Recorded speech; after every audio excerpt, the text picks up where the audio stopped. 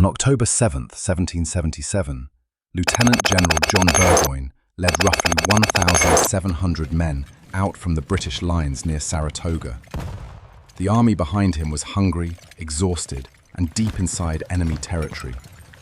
Ahead of him waited an American force that had grown larger with every passing day. Somewhere far to the south, the help Burgoyne believed would come was still absent. Somewhere across the Atlantic, the orders that were supposed to unite 3 British armies had already failed to unite even 2. Burgoyne was not riding toward a simple reconnaissance. He was riding into the final movement of a campaign that had begun as one of Britain's boldest plans of the war and was about to end as one of its most damaging defeats. The popular version of the story says Britain lost because of one messenger's mistake. A dispatch was delayed, an order was mishandled, a commander moved in the wrong direction while another waited for support that never appeared. The real history is more complicated, but also more revealing. There was no single anonymous rider who accidentally doomed an empire by taking the wrong road. There was something worse. A chain of messages, assumptions, and divided commands that allowed every senior officer to believe the plan was still alive even as it was collapsing. The disaster at Saratoga was not created by one broken line of communication. It was created by a command system that could not recognize that the line was broken. To understand why, imagine the British map room at the beginning of the campaign.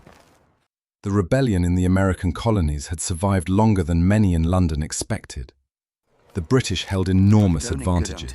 They possessed trained regulars, professional officers, naval mobility, global resources, and the ability to strike along the coastline.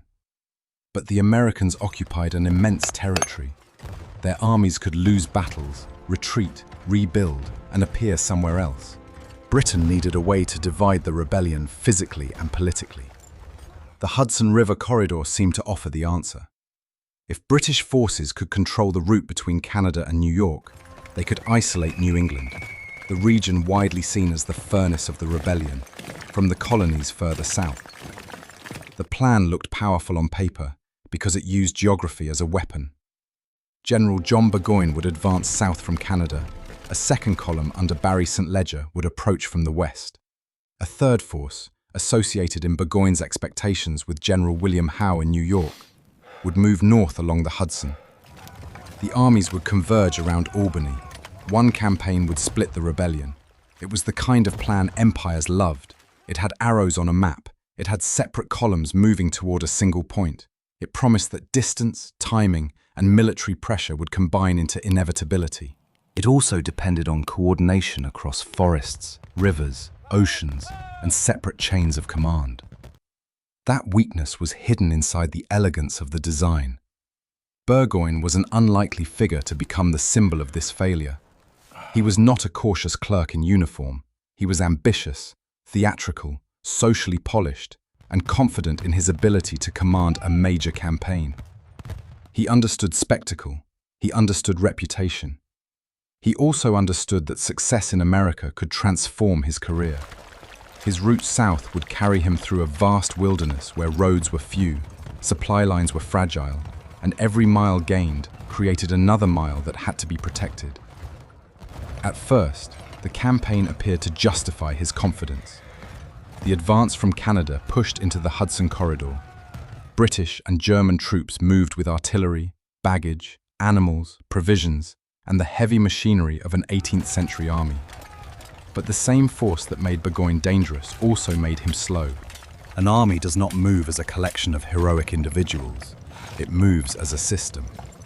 Men must eat, horses must be fed, ammunition must remain dry, guns must cross rivers, wagons must survive roads that are barely roads at all. Every tree cut and every bridge repaired consumes time. Time was the one resource the plan could not afford to waste.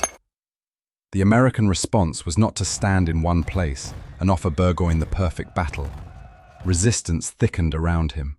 Roads were obstructed, supplies became harder to gather, militia began to appear. The deeper Burgoyne moved, the more the countryside turned into a hostile network. His army was advancing on the map while becoming less secure in reality. Then the plan's supporting arms began to disappear. St. Leger's western movement failed to complete the convergence. A British detachment was defeated at Bennington, damaging Burgoyne's effort to obtain supplies and weakening his available strength. And in the south, William Howe was not moving north to meet him. Howe went toward Philadelphia instead. That decision has often been presented as the fatal betrayal at the heart of the campaign. It was certainly fatal to Burgoyne's expectations. But the deeper problem was not simply that Howe chose Philadelphia. It was that British strategy allowed major commanders to pursue different objectives without a unified system forcing their movements into one coherent design. Orders from London were slow, instructions could be ambiguous, commanders possessed wide discretion. Each man could interpret his assignment in a way that seemed reasonable from where he stood. From Burgoyne's position, help from the south was part of the logic of the campaign. From Howe's position, striking Philadelphia could appear to be the decisive move. From London, both operations could be imagined as parts of a broader strategy. On the ground, they were moving in different directions. This is where the messenger in the title matters, not as one clumsy individual, but as a symbol of the entire British problem. A message can carry words, but it cannot create unity where authority is divided. A dispatch can tell one commander what another commander is doing, but only if it arrives in time, only if the information is accurate, and only if both men are actually bound to the same plan. Britain had messages. It did not have a single operational mind. Burgoyne continued south. By September, the campaign had reached the area around Saratoga, where the Americans occupied defensive ground near Bemis Heights. Horatio Gates held overall command of the American army. Around him stood officers and formations that would become central to the coming battle. Daniel Morgan and his riflemen, Enoch Poor, Ebenezer Learned, and Benedict Arnold, whose energy and aggressiveness would shape the fighting, even as his relationship with Gates deteriorated. The Americans had roughly 7,000 men as Burgoyne approached, and their strength continued to grow. That fact changed the balance of the campaign. Burgoyne could not easily replace losses. The Americans could draw more militia and reinforcements into the area. Every day of delay favored Gates. Every day made Burgoyne's food problem worse. Every day made the absent southern column more important. On several 19th, the two armies clashed at Freeman's Farm in the First Battle of Saratoga. The fighting was hard, confused, and costly. The British retained the field, which allowed them to claim the immediate tactical result. But the numbers revealed the deeper truth. Burgoyne suffered approximately 590 casualties. The Americans lost around 320. For an army with a secure base and steady reinforcements, such losses might have been painful but manageable. For Burgoyne, they were a wound that would not close. The battlefield remained in British hands, but the campaign had shifted against him. He had spent men he could not replace to gain ground he could not use. After Freeman's Farm, Burgoyne waited. He waited for supplies. He waited for the Americans to weaken. Most of all, he waited for evidence that support from the South would alter the situation. In a different campaign, waiting could be caution. At Saratoga, waiting was decay. Gates's army grew, Burgoyne's provisions declined, the distance to safety remained behind him, the road ahead remained blocked. The British camp became a place where strategic uncertainty entered daily life. Officers could study maps, but the map did not show when help would arrive.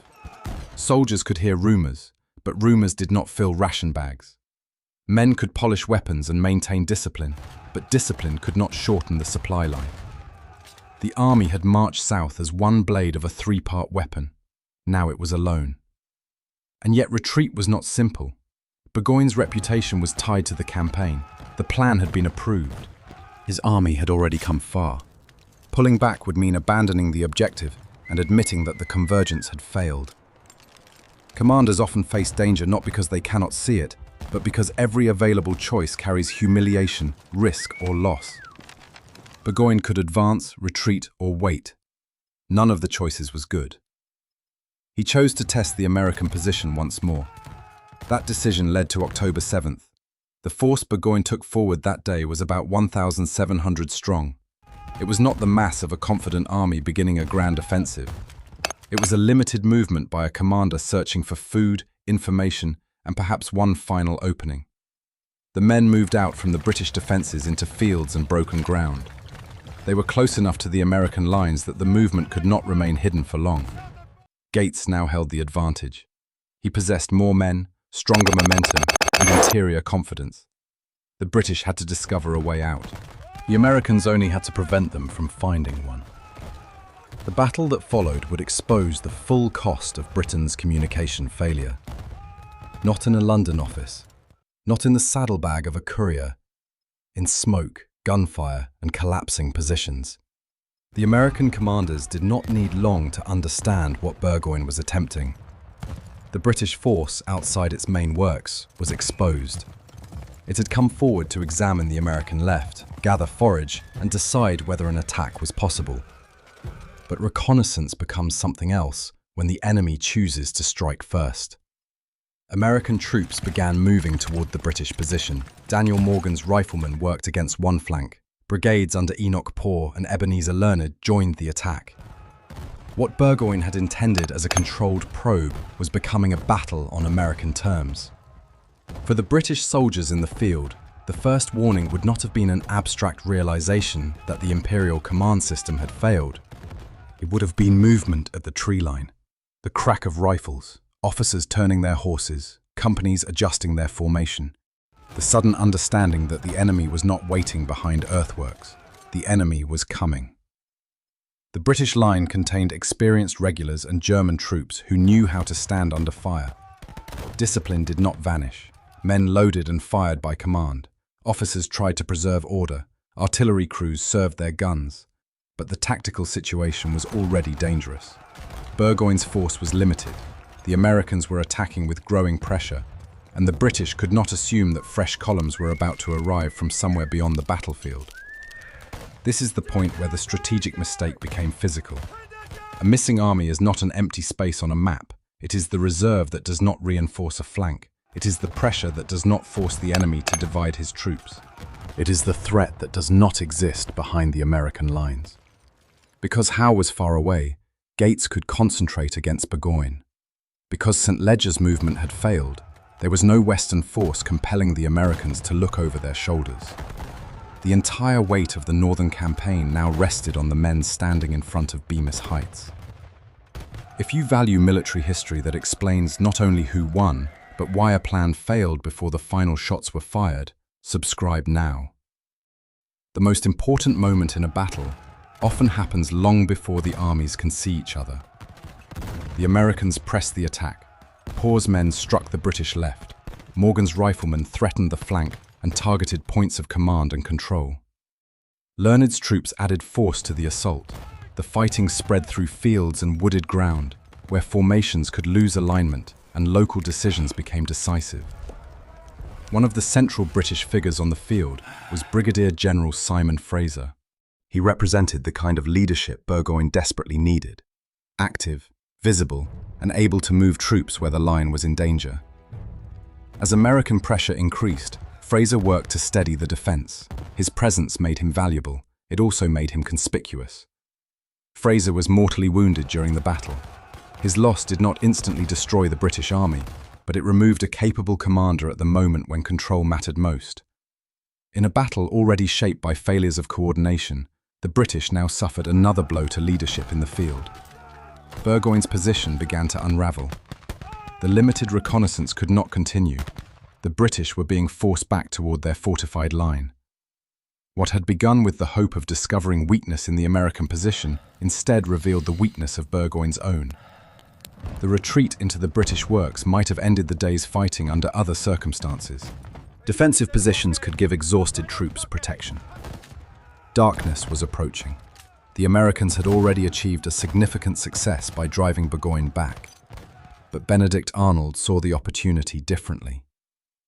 Arnold's role at Saratoga has always carried a bitter historical irony.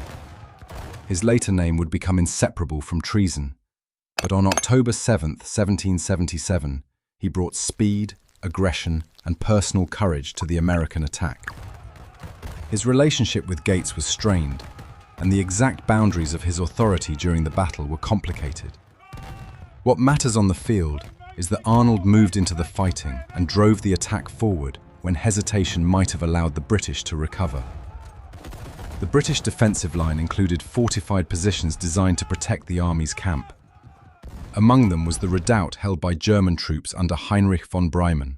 If the Americans could break that position, they could threaten the structure of the entire British defense.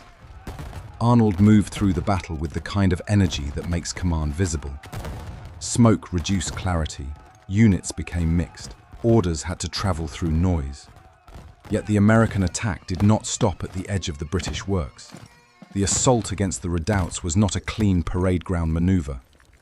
Men had to approach defended positions under fire. They had to cross open areas, find weak points, and maintain momentum even when formations lost their neat shape. Defenders fired from cover. Attackers pushed toward walls and obstacles. Every few yards carried a cost. At one position, the Americans were repulsed. At Breyman's redoubt, the pressure succeeded. American troops broke into the position. Fighting became close and violent. The defensive line that had given Burgoyne a chance to stabilize his army was breached. Breyman was killed.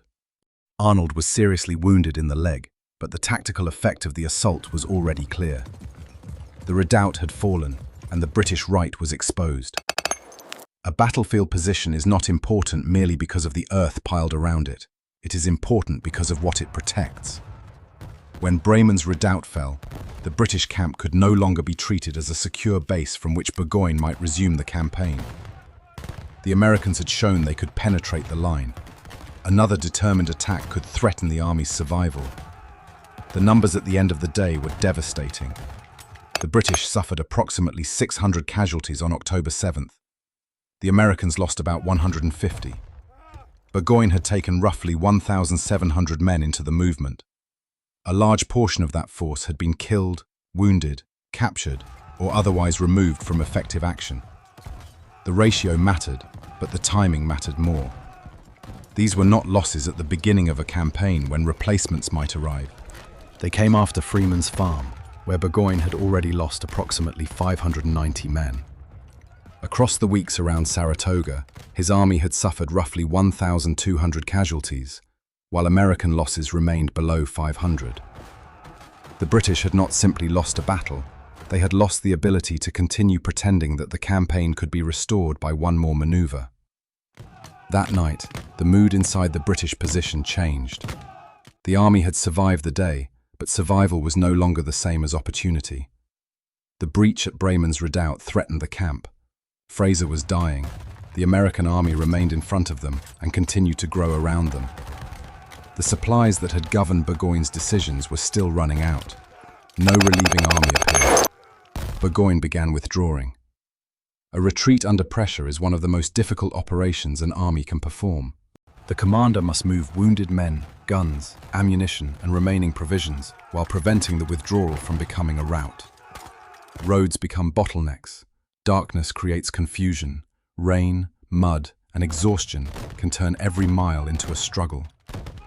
Rearguards must delay the enemy without becoming trapped themselves. The British pulled back toward Saratoga, the area known today as Schuylerville. But retreat did not restore freedom. Gates' forces followed and maneuvered to close the routes of escape. The Americans occupied positions that threatened crossings and roads. Militia gathered. Burgoyne's army, once the cutting edge of a grand imperial strategy, was being compressed into a shrinking space. Here the title's messenger returns again. Imagine Burgoyne receiving a dispatch that suggests support may come. The words offer possibility. But possibility is not a bridge, a ration, or a battalion. A message written days earlier describes a world that may no longer exist when the paper reaches the reader. By the time one commander learns what another intended, the tactical situation may have changed beyond repair. That was the fundamental weakness of British command in this campaign. London could imagine coordination, but it could not supervise events in real time. Howe could choose an objective hundreds of miles away. Burgoyne could proceed based on expectations rather than guarantees.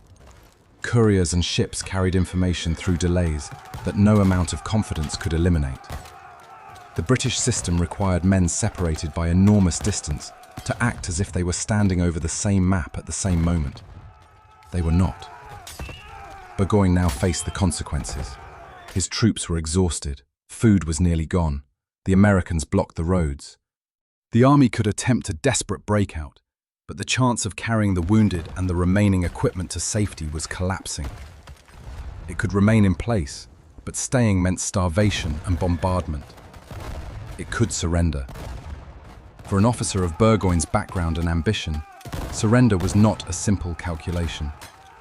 It meant handing over thousands of soldiers. It meant returning his sword to an enemy army that Britain had once expected to suppress. It meant explaining to London how a campaign designed to divide the rebellion had instead delivered an entire British army into American hands. But command also carried responsibility for the men still alive. Continuing a hopeless resistance would not repair the plan. It would only add bodies to its failure. Negotiations began. On October 17, 1777, 10 days after the battle at Bemis Heights, Burgoyne surrendered his army to Horatio Gates. Nearly 5,900 British, German, and Canadian troops became prisoners as a result of the campaign. The scene was larger than the exchange between two generals. Soldiers who had marched south believing they were part of an unstoppable convergence now stacked weapons under the eyes of the army they had failed to destroy. American troops watched a professional imperial force submit.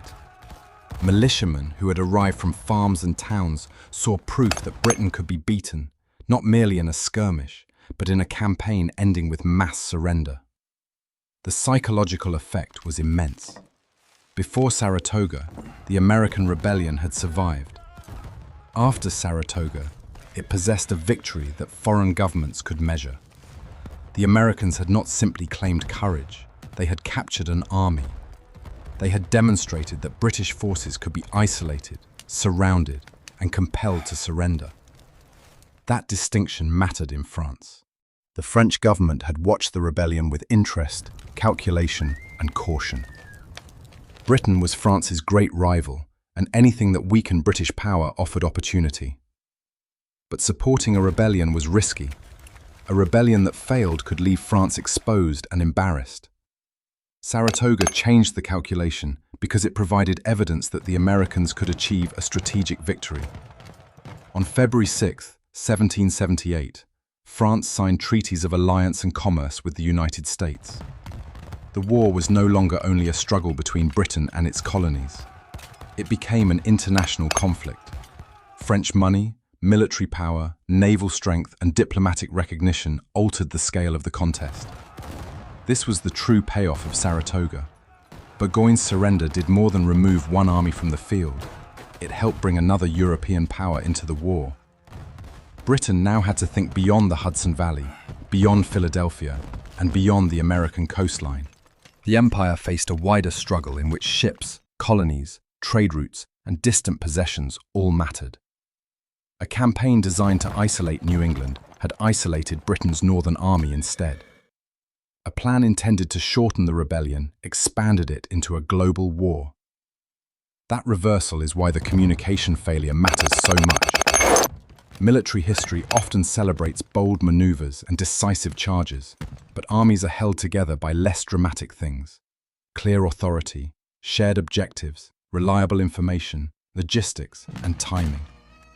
When those elements fail, courage at the tactical level can only postpone the result. Burgoyne's troops fought hard at Freeman's Farm. They fought hard again on October 7th. Their officers attempted to preserve order. Fraser tried to steady the line. The defenders of the redoubts resisted. None of that could compensate for the strategic absence of the other forces on which the campaign had depended. Howe's march toward Philadelphia was not a musket fired at Burgoyne's flank, but its effect was felt there. St. Leger's failed western advance was not visible from the fields near Bemis Heights, but its absence allowed American pressure to concentrate. The defeat at Bennington did not decide the final battle by itself, but it weakened the supply effort that Burgoyne needed. Every disconnected decision arrived at Saratoga in the form of fewer men, less food, less time, and fewer options. This is how large systems fail. Rarely through one spectacular mistake alone, more often through several decisions that appear survivable when viewed separately. A delayed order, an assumption left unconfirmed, a commander pursuing a different objective, a supply expedition that does not return, a battle won at a price that cannot be replaced, a week spent waiting for help.